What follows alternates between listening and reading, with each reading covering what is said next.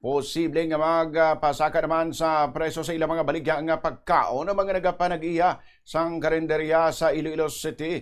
Bangod sa posible pagsaka man sa preso sang liquefied petroleum gas o LPG sa masunod nga bulan. Sa interview sang Bombo Radio kay Frozy Magbanwa, nagapanag-iya sang karinderya sa Mapa City proper.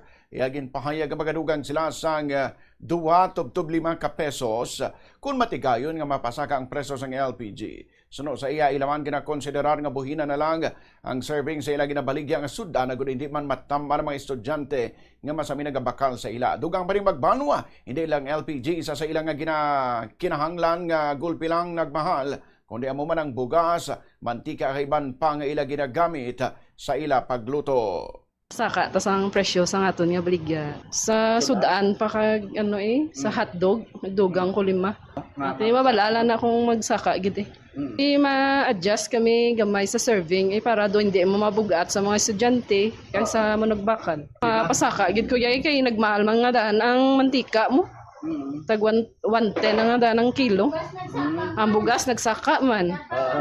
Wala man sila reklamo kay balaman nila ang presyo subong.